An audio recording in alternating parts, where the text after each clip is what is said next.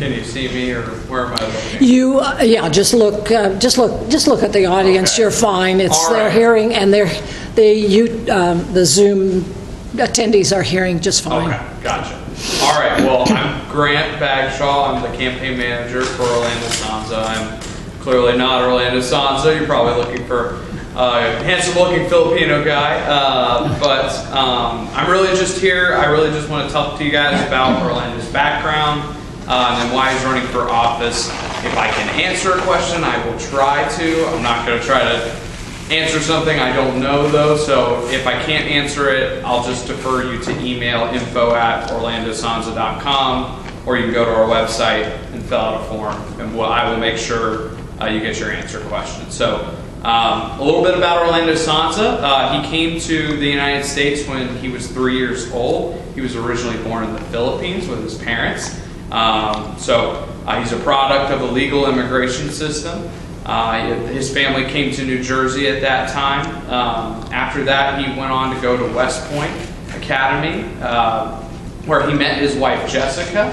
So they are both West Point grads. They both commissioned as U.S. Army officers in the 3rd Infantry Division at Fort Stewart, Georgia. Orlando was an infantry and finance officer, and Jessica was a human resources officer. Orlando, though, injured his back during the military. He had to get back surgery when he was like 23 years old. So I think he had envisioned at that time, and he talks about it a lot, that he really wanted to put stars on his, I think, shoulders. I'm not military, so. But he says it a lot better than I do. But he had always envisioned this idea of public service through the military, but you know, when you have back surgery, and God had a different path for him, he went on to go get his master's in taxation from the University of Cincinnati, and then became a CPA. He has experience working in Big Four accounting. He worked for Ernst & Young, and he also led a financial planning small business, helping families there. But really, he always has been driven to public service. So he went back to law school and went to Georgetown Law, got his law degree, and then was a prosecutor in Hamilton County, standing up for victims, holding criminals accountable, from traffic violations all the way to, I think his last case with the prosecutor's office was a jury rape trial. So, having that angle as well for public service. And now he currently serves as the executive director for the Hamilton County Veterans Service Commission.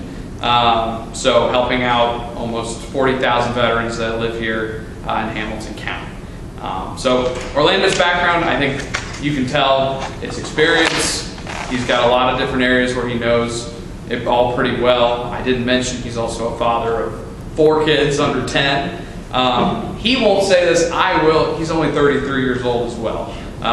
So he's an impressive gentleman. I think, regardless of what you think of his policies, you can at least admit that he's experienced. So in terms of what he wants to do in Congress, it's really taking that experience and trying to solve some of the biggest problems we see today, to make sure that the American dream that he experienced coming to this country is preserved, not only for his family, but for your families as well. So the biggest parts of our platform are committing to getting government spending under control, to get this inflation crisis in control. We're up to a $35 trillion debt, and this inflation has really hurt families at home when it comes to groceries, gas, mortgage, rent prices. So cutting government spending, while keeping the important programs that we need. And a lot of that's going to be Orlando leaning on his background as a CPA. We have very few CPAs in Congress, and leaning on that to commit to getting rid of the fraud, waste, and abuse we see in our federal spending. 2 is securing our border. We've got to, mostly for the deadly flow of fentanyl that's been coming into Southwest Ohio, that's only increased due to this open border crisis. But we also see that it's putting a strain on city resources, not only here in Southwest Ohio, but across the country. And also that we're just seeing an increase in crime generally. And so we need to be giving our Border Patrol officers we need more Border Patrol officers. We need to fully secure the border. We also need to be funding more our asylum courts so we can process people more quickly. We've got a giant backlog, as you know. So that's a big part of our background. Orlando would lean on his military experience and then also his prosecutorial experience. Having prosecuted illegal immigrants in Hamilton County that broke our laws coming into the country and then now are in our county and breaking our laws. And then third of all is really to project strength not only here at home but abroad. We need to fully be funding our military, our veterans, our current active duty officers, and projecting strength on the world stage again. When the United States retreats from the world stage, we can see the results. We've got problems in Ukraine, the Middle East, threats from China, and I think and Orlando would say that a lot of that is because we have abandoned our role in the world. So reinstituting that strength, securing our border, but also letting the rest of the world know that the United States is here. So that's most of his platform, okay, and I'm happy to answer questions if I can. You made an excellent presentation. He sounds like a wonderful candidate. However, crime, according to the statistics, crime is down. Why do you continue to stress that? Also, crime by immigrants is less than Native Americans. So why would you stress those kinds of things? I'm not gonna try. I don't know the validity. Crime was actually just the FBI came out with new numbers 2 weeks ago. Crime, they miscalculated the crime numbers. It's actually up.